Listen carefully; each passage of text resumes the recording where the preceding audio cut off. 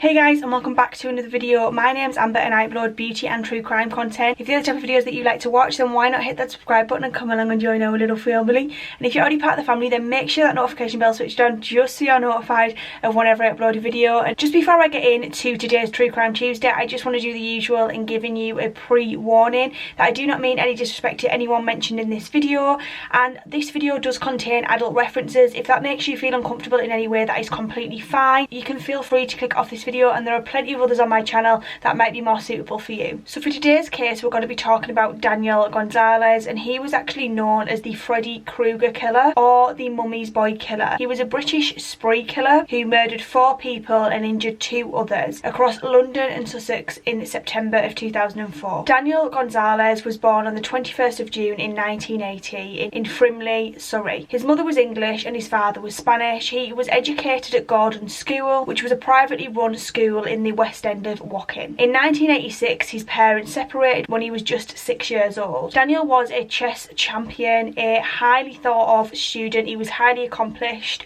and he was also known as a talented actor. But despite all this, Daniel was also known to be a dark and troubled boy. He didn't have any friends, he never had a girlfriend, and he struggled to get a job. While still in school, he had begun talking to himself, and he would laugh out loud for no apparent reason. He was expelled from secondary school for drawing offensive cartoons and repeatedly placing pins on students' seats. Daniel began to use drugs, which he purchased on the street. His life then began to degrade very quickly, and it sort of went downhill from there. He engaged in minor assaults, shoplifting and vandalism like window breaking. From the age of 17 onwards, Daniel received care due to his psychological problems, and his parents were so worried that they took him to a psychologist. He was treated by specialist mental health teams. The only time that he is known to have done well and his mental health sort of seemed to recover a little bit was during a 6-month period in 1998 and 1999 when he was admitted to a medium secure unit called the Oak Tree Clinic, and he was treated with antipsychotic drugs. It was the first time that he'd been diagnosed with paranoid schizophrenia, but once discharged he stopped taking his medication and reverted to his former condition. For the next 6 years, until he went on to commit the murders in 2004, he received inconsistent care. He stopped and started treatments, failed to turn up for appointments, and received conflicting diagnosis and was left to fend for himself. By the age of 24, Daniel was bored, unemployed, and still using drugs. He was still living at home with his mother, where he spent all of his time playing computer games and watching horror films. Just days before the killings, Daniel was actually seen running naked through his estate where he lived with his mother. She arrived home to find the kitchen strewn with knives. Behind closed doors before the murders, Daniel spent 2 days planning them, and he was craving to make newspaper headlines. He really wanted to be like his idol. He idolised horror movie characters like Freddy Krueger and Jason from Friday the 13th. On the 15th of September in 2004, Daniel began to put his plan into action. At around 11:30 in the morning, he started by attacking a man called Peter King. He was actually out walking with his wife, Janice, in Hillsea, Portsmouth. They were just walking the dog. Daniel used a steak knife to stab Peter, and Peter luckily survived with non-life-threatening injuries. Daniel had later concluded that the reason that the attack wasn't successful was because the knife that he'd used was too small. Daniel then went on to stab 73-year-old Marie Harding to death in Worthing, South Essex. He was wearing a hockey mask similar to Jason Voorhees, who was the character from Friday the 13th, one of the people that he idolised. And at around 4:20, the body of Marie was discovered, and she was found on a footpath in Southwick. She had died from stab wounds to the neck and her back. Daniel had cut her throat and had stole her purse before returning home. Police recovered the mask and took it in for evidence, and it had Daniel's DNA all over it. 2 days later, on the 17th of September in 2004, Daniel decided he was going to travel to Tottenham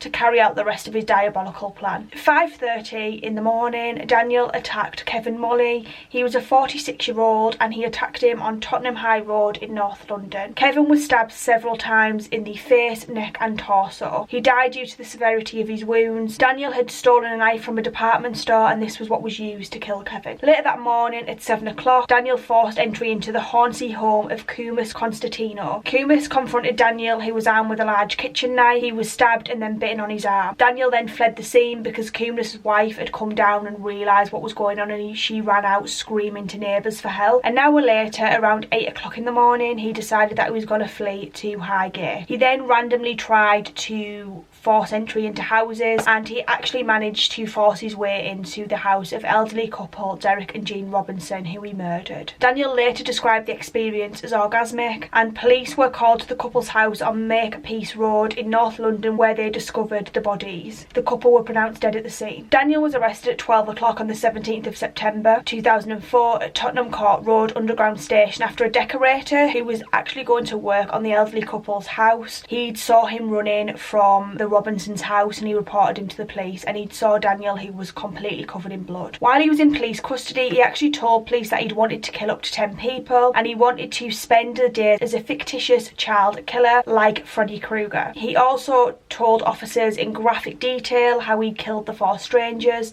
because he could not cope with growing up. Whilst awaiting trial, he was placed in Broadmoor Hospital in Berkshire. Daniel tried to actually bite himself to death. He tried to bite through one of his main arteries in order to kill himself, but this wasn't successful. The doctor who arrived on the scene actually said, "I've never seen anyone bite himself with such ferocity." He was viewed as extremely dangerous, and if officers had to go in and see him, they would have to be accompanied by riot gear. He was considered one of the most dangerous patients at the time. A psychiatrist at the Secure Hospital told an inquiry he was probably the most disturbed patient they'd seen in the last few years, and he needed constant seclusion and observation around the clock. On March 16th of 2006, a jury denied the defence's argument that Daniel had suffered from paranoid schizophrenia and voices in his head that told him to act like Freddy Krueger. Had the jury have accepted the argument that he was suffering from diminished capacity, he would have been found guilty of manslaughter and not murder, and it took the jury just 50 minutes to dismiss his story and convict him of the horrific slayings. On every one of the 6 charges, which was 2 attempted murders and 4 murders, he received a verdict of guilty. Judge Anne Goddard ruled that Daniel would receive the mandatory life sentence, 1 for each of the attacks,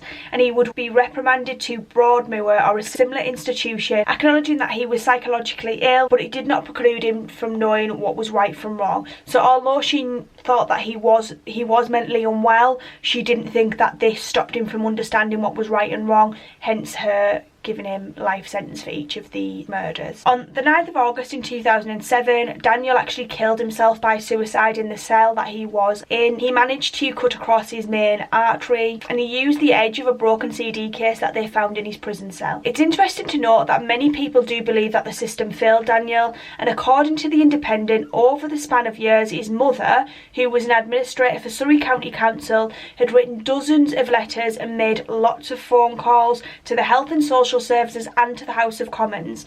She was repeatedly ignored. She pled with her MP, and on June 22nd of 1998 she did write a letter to the Director of Surrey Social Services asking whether her son must commit murder before giving any assistance with his mental health issues. In the interview with The Independent, Miss Savage was quoted saying, "Every time we asked for help for Daniel, or Daniel did himself, we were told that we would have to wait for a crisis to occur before he could get the help he needed." Also on October 26, 2003, Daniel wrote to his doctor stating that he wasn't coping well, he felt suicidal and paranoid. The doctor suggested that Daniel should go to the hospital, however no treatment occurred. I'm sorry I look a little bit different, this is just editing Amber. I just wanted to pop in some information that I found while editing the video. So they actually did do a NHS investigation into whether Daniel was failed by the NHS, and according to the NHS report, he was failed by them. The report basically stated that his mental health care revealed that although he attended nearly 60 appointments with doctors and psychiatrists, more could have been done to prevent the tragedies. The independent report was commissioned by the NHS South East Coast and Surrey County Council, and it concluded that Daniel was not treated successfully and the health professionals never engaged effectively with him. So I thought that was very interesting, because I do find it very, very, very interesting that it could have possibly been a very different outcome if they'd have actually looked at him properly psychologically, because maybe they would have readmitted him and maybe he wouldn't have been out at the time in order to commit the murders. You know, for me, it almost seems as like those lives could have been saved. Now, it's not to say for certain that if he did get the help that it would have prevented this, but surely it wouldn't have done any harm harm to help him prevent the situation. I just think it's a bit disgusting that his mother clearly knew he was struggling, clearly knew he was having health issues, and no one seemed to listen. I really feel for the families of these victims. I don't really know what to say about this case. It's so sad, because I don't want to paint Daniel as a victim, because he still went and did those absolutely disgusting things, and he still took people's lives when he had no right to do that. But I also do feel like, would this have been a different outcome if the system had have given him the help he needed? Because when he was getting the help he needed previously, he did get better and he wasn't as violent. Psychological issues are quite a complex thing to deal with, but I would love to know your thoughts and feelings on this case. I think it's such a twisty one. Let me know that down below, and I shall see you in the next one. Thank you so much for watching.